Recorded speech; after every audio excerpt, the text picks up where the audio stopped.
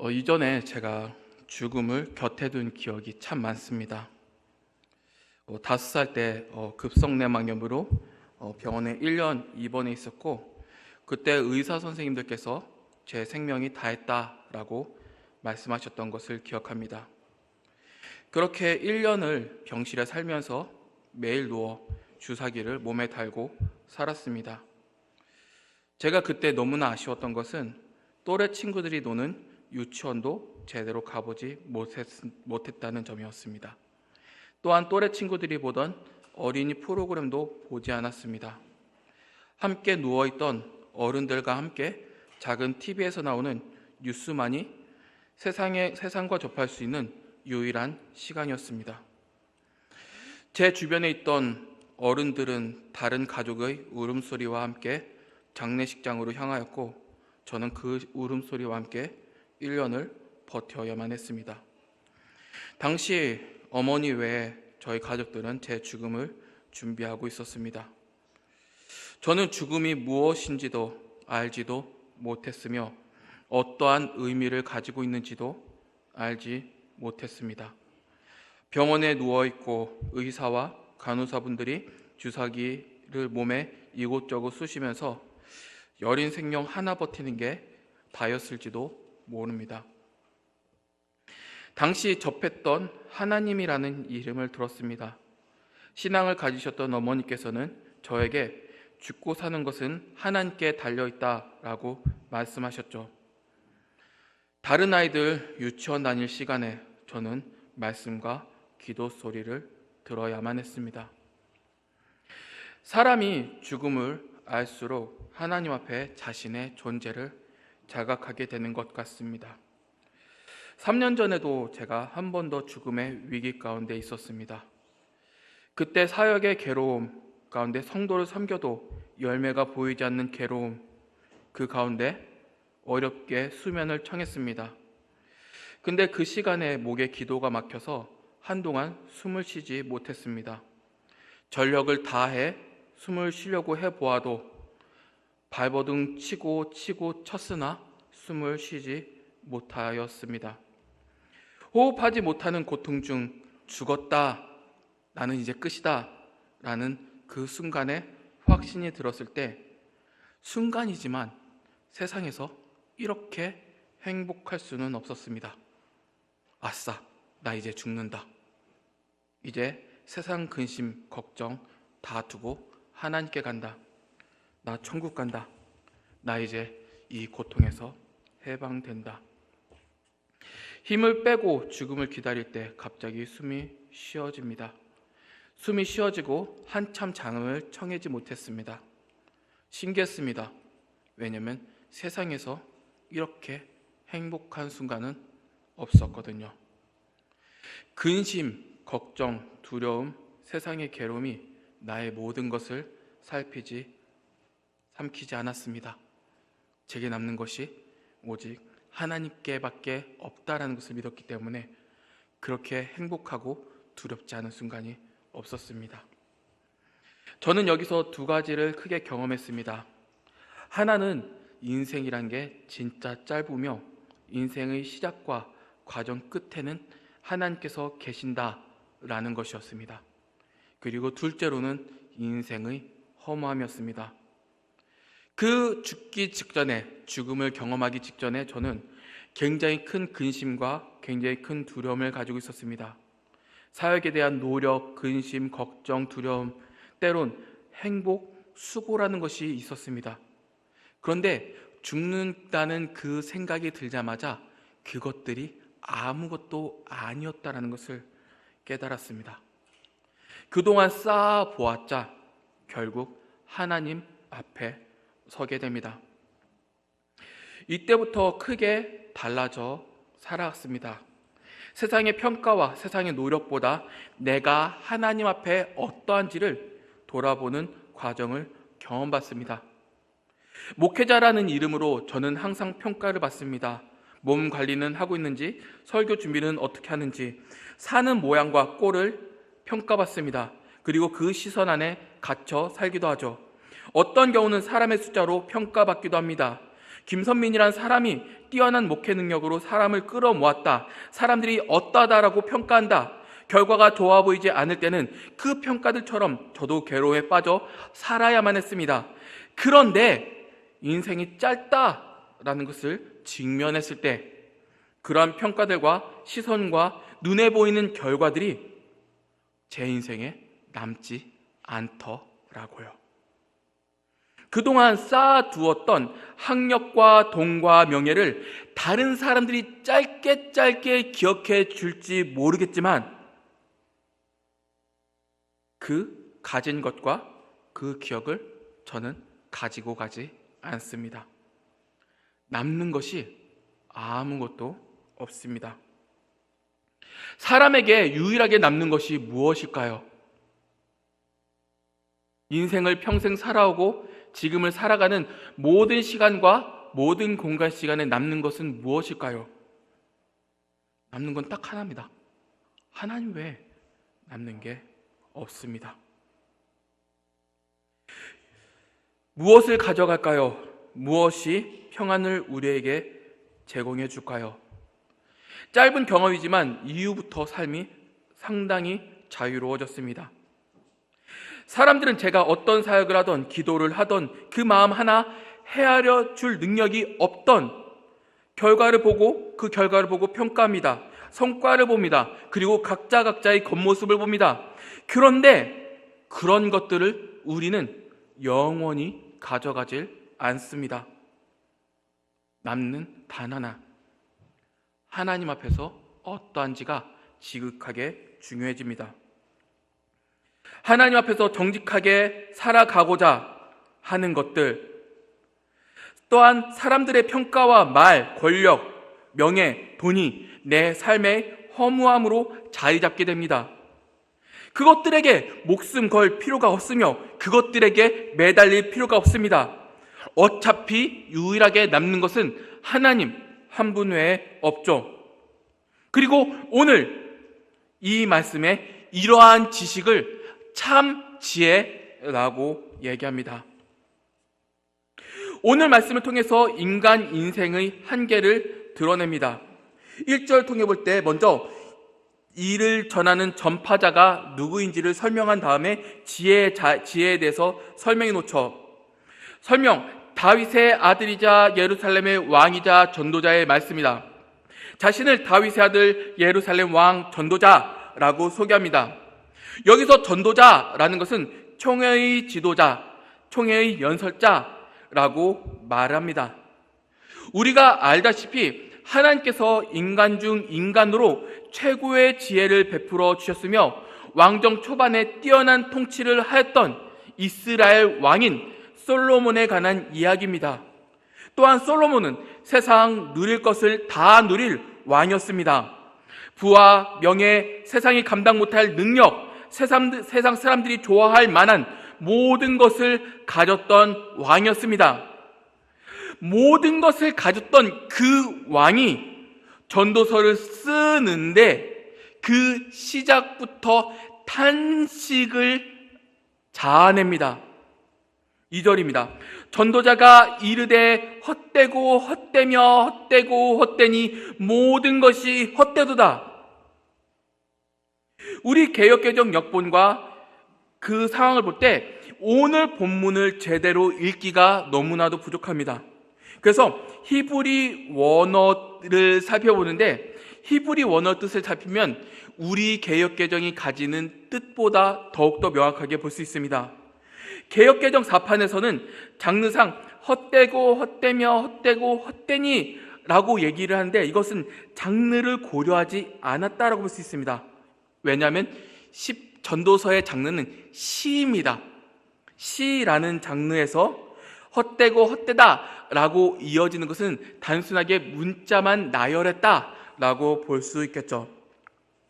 이 헛되고 헛되다라는 것을 히브리어로 하면 하벨림, 아마르, 코헬레트, 하벨림, 하콜, 하벨이라고 얘기합니다.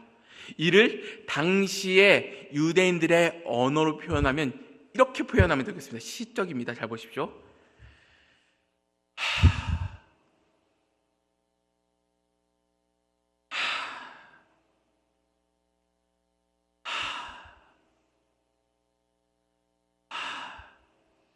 모두가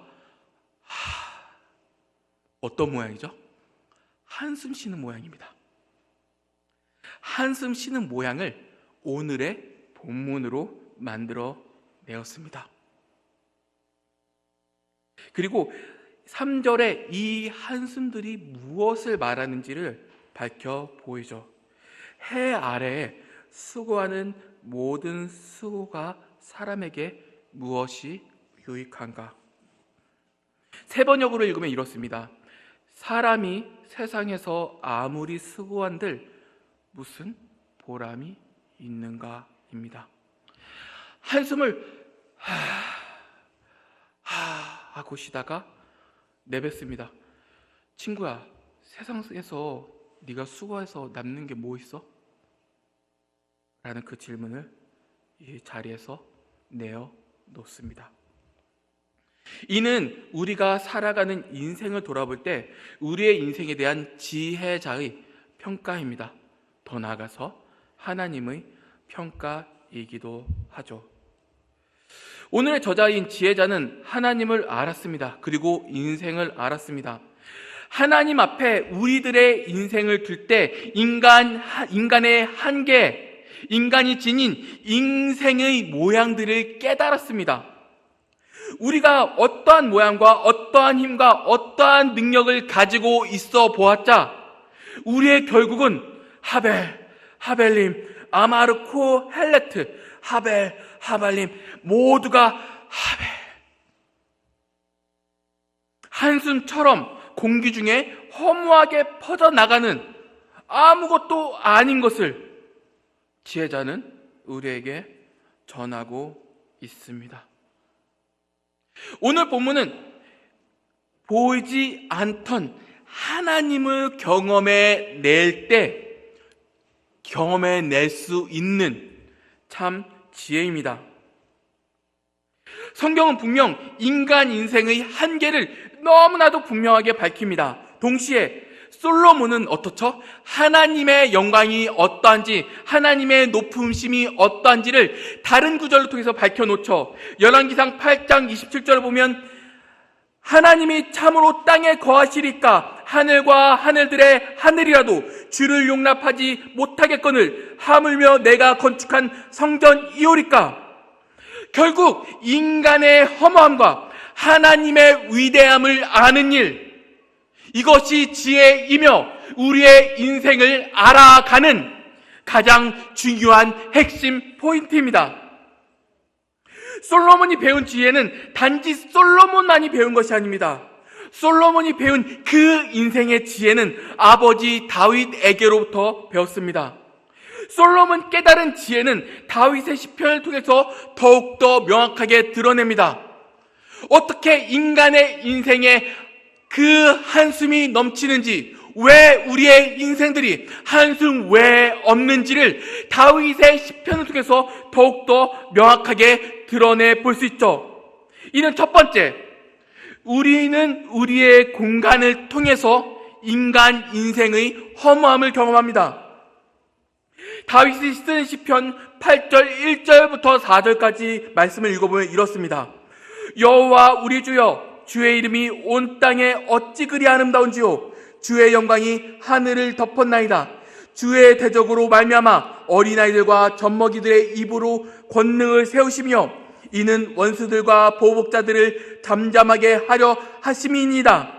주의 손가락으로 만드신 주의 하늘과 주께서 베풀어 두신 달과 별을 내가 보니 사람이 무엇이기에 주께서 그를 생각하시며 인자가 무엇이기에 주께서 그를 돌보시니까.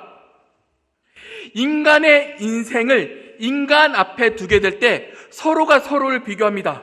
서로가 높고 낮음을 평가하며 잠시의 행복과 즐거움을 누리거나 고통과 괴로움을 경험합니다. 인간은 비교하는 존재들이며 인간은 남들과 비교하면서 삶을 평가하죠. 어른들이 말하는 세상에서 어떠한 직업, 지위, 남들 앞에서 어떻게 군림하는지, 부림하는지를 비교하면서 또 비교합니다. 인간의 괴로움, 한탄 속에서 또한 허무 속에서 이 성경 말씀은, 이 진리는, 이 참 지혜는 사람들과 비교하는 것이 아니라 다시금 하나님을 바라보도록 만들어냅니다. 시편 8편 3절에 어떻게 바라보죠? 사람을 바라보다가 이제 고개를 들어보니까 주가 만드신 주의 하늘과 베풀어 두신 달과 별을 보게 됩니다. 사람과 사람을 돌아보며 그 인생을 고민하다가 하늘을 보니까 하나님께서 창조하신 달과 별들을 바라보죠. 그리고 우리 인간에게는 달과 별처럼 높고 위대한 것을 바라는 욕구들이 그 안에서 있습니다. 인간이 감당 못할 크기와 높이를 자랑하는 것들이죠. 인간들이 원하고 바라는 것들, 스타가 되고 싶다, 높은 자리에 있고 싶다, 남들보다 빛나 보이고 싶다, 그 욕구들을 달과 별들로 표현해 놓지만 결국 그 위대하고 높은 것들은 하나님께서 말씀으로 창조하신 것들이며 하나님께서 손가락으로 지으신 우리가 보기에는 크고 위대한 것들이나 하나님 앞에서는 한없이 작고 작은 것들임을 고백해 놓는 것입니다. 그리고 그 앞에 우리의 존재들을 내어놓습니다. 하나님께서 창조하신 모든 우주 가운데 나라는 존재를 놓습니다. 그리고 무한하신 하나님과 나를 비교해 놓죠. 우리가 아무리 높아보았자 한 나라의 왕이나 대통령이 됩니다. 우리가 경험하는 거대한 땅 위에 통치자가 되기도 하죠. 그러나 아무리 넓은 공간에 위대한 별이 되어보았자 하나님의 무한한 공간 아래서 우리는 그 위대한 왕조차도 한낱 먼지보다 작은 존재임을 깨닫게 됩니다. 우리의 인생을 한번 돌아봅시다. 우리의 근심과 걱정을 가지고 하루 종일 온 고통을 지어 사는 이 공간마저도 하나님께서 보시기에 어떤 공간이 될까요? 하나님 앞에서 작은 먼지보다 작은 공간에서 먼지보다 작은 걱정을 끌어안고 그 먼지보다 작은 공간에서 울부짖는 나를 볼 때 정확히 그 하나님과 비교해서 내 탄식스러운 삶의 공간을 볼 때 우리는 참 별것도 아닌 일에 목숨 걸고 살아가는 나를 보게 됩니다. 인간과 인간 사이에 사는 나의 인생과 어려움, 힘든 고충을 달고 사면서 인간과 나를 바라볼 때 크고 두렵고 어렵고 무서운 일이 될 수 있습니다. 그렇지만 하나님 앞에 이 걱정스러운 공간에 울음을 털어놓았을 때 우리는 하나를 깨닫게 되죠. 이것들은 내가 죽으면 없어질, 내가 이 공간에서 없어지면 없어질 아무것도 아닌 것들이 됩니다. 청와대, 백악관, 그리고 저도 가끔 살고 싶은 저 좋은 집들, 인간이 바라는 욕망의 공간들이 우리 눈에 보입니다. 그리고 우리는 원하죠. 가끔 드라마에서 나오는 좋은 공간들 보면 야, 나도 저런 공간에 살고 싶다, 나도 저런 좋은 위치에 있고 싶다라는 욕망을 품기도 합니다. 원하기도 하죠. 그렇지만 그렇게 좋은 공간과 그렇게 좋은 재질로 된 그 자리들은 무한한 공간 속에 내어놓는다면 아무것도 아니게 됩니다. 아무것도 가져가지도 않습니다. 허무한 한숨 덩어리 외에 아무것도 아님을 그 인생을 하나님 앞에 놓아둘 때 고백하게 됩니다. 우리의 지혜는 이 공간의 허무함을 전하였습니다. 우리 다 같이 그 공간을 가져갈 수 있을까요? 과거로부터 우리는 참 많은 근심과 걱정 가운데 살았습니다. 그리고 내일 또 근심과 걱정 가운데 살아야 될지 모릅니다. 그런데 자세히 보면 그것들은 가져가지 않습니다. 우리가 끝까지 가져가지 않습니다. 결국 남는 것은 하나님 외에 없게 되죠. 이 지혜는 공간의 허무함을 전하였습니다. 그리고 두 번째, 이 지혜는 우리의 허무한 공간을 알려줍니다. 인간의 인생을 돌아볼 때 우리의 시간을 통해서 우리의 인생의 허무함을, 우리의 인생이 참 한숨됨을 전해줍니다. 시편 144편 3절부터 4절을 볼 때 이런 말씀이 있습니다. 여호와여, 사람이 무엇이기에 주께서 그를 알아주시며 인생이 무엇이기에 그를 생각하시나이까? 사람은 헛것 같고 그의 날은 지나가는 그림자 같으리이다. 이제 우리의 시선은 공간에서 시간으로 돌아다봅니다.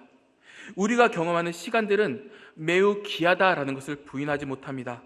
동시에 우리가 가진 시간들이 하나님 앞에 내어놓게 되었을 때 얼마나 허무한 시간들임을 깨닫게 됩니다. 시편 144편을 볼 때 시편의 저자는 사람에 관해서 묻습니다. 그리고 이 사람의 시간을 하나님 앞에 내어놓죠. 하나님께서는 인간의 인생을 살펴보시는데 이 지혜로운 시편의 저자는 인간의 인생에 대해서 이렇게 밝힙니다. 사람은 헛것 같고 그의 날은 지나가는 그림자 같으니이다. 우리는 하나님께서 시간에 속박되지 않는 분이라는 것을 압니다. 그리고 그 무한한 시간 속에서 하나님과 나를 보게 될 때 우리들의 시간은 어떨까요? 때에 따라 우리는 시간의 위기를 경험합니다. 때에 따라 주는 시간의 두려움과 공포에 쌓일 때가 정말 많습니다. 시간을 자신의 욕망을 채우는 데 사용하기도 합니다. 때에 따라 시험과 때에 따른 일과 때에 따른 나의 숨을 막히게 만드는 일들이 내 앞에 그 시간에 따라 펼쳐져 나가기도 하죠. 인간이 태어나서 세상을 살아가는데 시간이라는 것은 더럽고 괴로운 것들을 많이 만들어냅니다. 우리가 지닌 시간을 한번 우리 안에서 먼저 살펴볼 때는 각자 보내는 시간에 대해서 평가를 하곤 하죠. 누구는 1년 동안 얼마를 벌었다느니, 한 사람의 시간의 가치가 얼마라느니, 누구는 시간을 제대로 사용하여 좋은 대학, 좋은 기업에 취직했다느니 등등의 평가와 말들을 우리는 우리가 사는 인생 중에서 쉽게 듣고 경험하게 됩니다. 그리고 그 시간에 대한 평가에 대해서 부러워하기도 하죠. 그 작디작은 공간에 작디작은 인간에게는 그 시간이 크고 두렵고 인생을 바꾸어낼 만한 시간들로 보입니다. 그러나 결국 하나님 앞에 서게 된다면 그 시간마저도 허무한 것들로 또 아무것도 남지 않게 됩니다. 세상 시간을 잘 써서 좋은 자리와 많은 물질을 가져간들, 내 자녀와 내 자손들이 돈과 물질을 소유한들, 나뿐만 아니라 내 자녀와 내 자손들이 영원히 그것을 가져가지 못합니다. 그들이 누린 시간이어봤자 하나님 앞에 서게 될 때 그 영원 앞에서는 한낱 모든 시간이 점 하나도 남기지 못합니다. 무한 속에 유한한 우리의 시간은 결국 한숨 외에 고백할 것이 없습니다. 우리가 인생의 고난과 괴로움, 탄식의 그 시간들을 보냅니다. 어느 때는 울며 어느 때는 죽고 싶기도 하죠. 이는 신앙을 가진 누구도 경험하고 생각해 보았던 일들입니다. 그 시간이 주는 괴로움의 한계란 되돌릴 수 없는 영원하지 않는 시간이 주는 아픔들 외였고, 결국 그것마저도 하나님의 영혼에 두었을 때 아무것도 아닌 것들이라고 판단해 놓아야 될 것입니다. 그리고 이것을 깨달았을 때 우리는 지혜롭다라고 이야기합니다. 시간과 공간, 우리를 올마매게 만드는 것들입니다. 이 공간에 있는 수많은 이야기, 기쁨, 즐거움, 행복, 괴로움, 고통, 탄식, 이 시간 안에 있는 인생의 수많은 이야기, 기쁨, 즐거움, 행복, 괴로움, 고통, 탄식들, 이를 하나님의 시간과 공간 앞에 놓는다면 솔로몬이 오늘 고백한 것과 같이 한숨 쉬고 한숨 쉬고 한숨 쉬고 한숨 쉬고 모든 일에 한숨 쉬는 일 외에 없음을 고백할 수밖에 없습니다. 우리의 인생이어봤자 무한한 공간 아래서 눈에 보이지도 않을 작디 작은 인생의 공간에 자리 잡고 있으며 기억조차도 하지 못하겠죠. 무한한 공간 아래서 이게 무슨 소용이 있을까요? 또한 우리의 인생이어봤자 무한한 시간 아래서 눈에 보이지도 않을 작디 작은 인생의 시간을 자리 잡고 있으며 이것들조차도 기억하지 못하겠죠. 영원한 시간 아래서 이게 또 무슨 소용이 있을까요? 인생의 모든 것이 하나님 앞에 볼 때 그것들은 아무것도 아니게 됩니다. 우리는 이 기억조차 하지 않게 될 때를 또 살아가고 있습니다. 이러한 수고와 노력을 우리가 가지고 영원히 살아갈까요? 영혼을 채워낼까요? 아니면 허무하게 아무것도 아닌 게 될까요? 여기서 못 치고 영원히 사실 분 계신가요? 전혀 없습니다. 있을 수도 없죠. 결국 우리의 인생은 하나님 앞에 서는 것 외에 남는 것이 없습니다. 모든 인간은 그 인생은 그 모든 인간에게 남는 것은 하나님 외에 없습니다. 이것이 그리스도인들의 신앙 고백이며 그리스도인들이 이 짧게 짧은 공간과 인생을 살아가는 힘입니다. 이를 아는 자를 지혜로운 자라고도 얘기하며 그리스도인이라고 부르기도 합니다. 결론을 맺겠습니다. 저는 지난 시간 예배를 말씀드리면서 노는 일, 취업, 학업, 여러 핑계로 예배를 빠지는 일에 대해서 지적을 하였습니다. 하나님 대신 우상들을 섬기는 것이죠. 또한 그것들이 자신의 인생을 돌봐준다고 판단하며 살아갑니다. 제가 그러한 친구들을 만나보고 과거 대학생들을 붙들고 교회에 출석하도록 요청했을 때 그 친구들이 했던 말들을 기억합니다. 취업 준비하느라, 고시 준비하느라 청소년들은 시험으로 예배에 출석하지도 않습니다. 또한 좋은 직업, 많은 연봉, 좋은 대학이 자신의 인생이 다인 것처럼 살아가기도 합니다. 그러나 오늘 말씀을 볼 때 그러한 것들이 영혼을 충단해 놓지 않습니다. 영혼 안에서 무한히 짧은 인생을 살아가고 난 뒤에 그러한 수고들은 영혼을 채워내지도 못합니다. 결국 아무것도 지는 것이 없습니다. 과거 하나님을 전하던 제자들이 그렇게 묻고 저에게 따져댈 때 저는 한 가지 답 외에 주진 않았습니다.